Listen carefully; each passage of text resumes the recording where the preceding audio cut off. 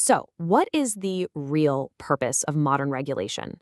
Is it just about setting rules and punishing people who break them? Well, according to the academic Bridget Hutter, the answer is way more complicated than that. Her framework really changed the game in how we understand the relationship between risk, society, and control. And today, we're going to break it all down. All right, here's the plan. First, we're going to hit you with Hutter's core idea, the big thesis that kind of flips everything on its head. Then we'll take a step back in time to see how we even got to this point.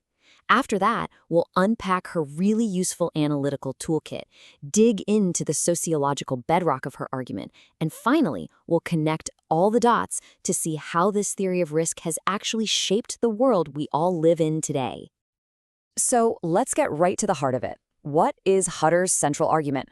Well, it's a really powerful and actually pretty simple shift in perspective that completely redefines the very purpose of regulation as we know it. And there it is. That's the punchline. Hutter argues that the whole point of modern regulation has fundamentally changed. It's no longer just about reacting to stuff that's already gone wrong. Instead, it's all about proactively managing and controlling risk. And believe me, that one single idea changes the entire game. Now, a massive shift like this doesn't just happen overnight. To really get a handle on this new logic, we need to see how the very idea of regulation has evolved over time. And Hutter maps this all out for us in three pretty distinct phases. Back in the post-war era, the 50s to the 70s, regulation was pretty straightforward. The state made a rule, and it enforced that rule. You can think of it as simple command and control. Then, starting in the 70s, the idea started to broaden out. We began to see regulation popping up everywhere. Not just from the government, but from industry bodies, professional groups, the whole lot. But the real revolution, the one Hutter zeroes in on, kicks off from the 90s onwards. All of a sudden, the main job of regulation isn't just enforcing rules anymore. It's managing risk. Okay, so to help us dissect this really complex idea, Hutter gives us this brilliant analytical toolkit. She lays out 4 totally distinct ways of looking at regulation, and each one gives us a different lens to see what's going on. You can see how Hutter builds her argument in layers here. We start with that classic view: regulation is rules, the state setting economic boundaries. Then it gets a little broader with state steering through policy.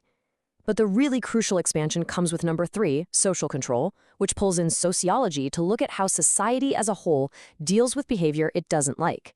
And all of that culminates in the 4th and final perspective, risk control, a much bigger, multi-actor approach that is focused entirely on managing societal risks. And here's the key takeaway from that progression. As you move from that first perspective to the 4th, the whole concept of regulation just gets bigger and more inclusive.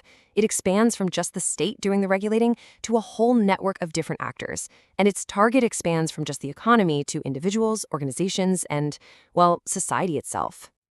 So that 3rd perspective, social control, that's the real bedrock of Hutter's entire framework. To really get what she's saying, we need to dig into its specific sociological meaning. For this, she pulls from the work of Stanley Cohen. Now, the key words to focus on here are organized ways. We're not talking about just, informal social pressure, like your friends judging your choices. We're talking about deliberate, structured responses to things that society finds problematic. And this definition is so powerful because it covers 2 totally different kinds of action. It's not just about reactive responses, like punishing someone after a crime. Critically, it also includes proactive responses, measures specifically designed to prevent anticipated harms before they can even happen. And right there, that's where the idea of risk really starts to click into place. I mean, just think about how broad this idea of social control is. These organized responses don't just come from police or the courts. They can come from social workers, from teachers, from doctors. And the goals aren't always super specific, like punishing one person. Sometimes they're as big and fuzzy as just promoting public safety. And Hutter is super clear on this point. Her analysis is really concerned with these consciously designed systems. She's interested in the intentional architecture of control, not just any random social process that happens to influence how people behave. So how does this all tie together? I mean, this isn't just an abstract theory collecting dust on a library shelf. Hutter shows us exactly how this risk-based thinking became embedded in the real-world machinery of government.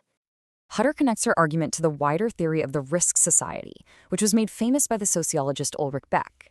And the idea is basically this. In our modern world, the central organizing principle of society has become anticipating and managing risk. It's the lens through which we interpret almost everything. And check this out. Here's the actual pathway from idea to reality. First, the academic theory of the risk society gets really popular and influential. Second, governments start adopting policies like new public management, which formally bake risk assessment into their day-to-day operations. And third, this changes everything on the ground. Suddenly, these risk assessment tools start dictating how money is spent and what government agencies should be focusing on. Just like that, theory becomes practice. So this all leaves us with a pretty profound and frankly challenging question. Hutter's framework shows us that modern regulation is fundamentally about controlling risk. But if our entire system of governance is organized around preventing future dangers, it forces us to ask, who gets the power to define what's risky? And maybe even more importantly, who gets labeled as a risk that needs to be controlled?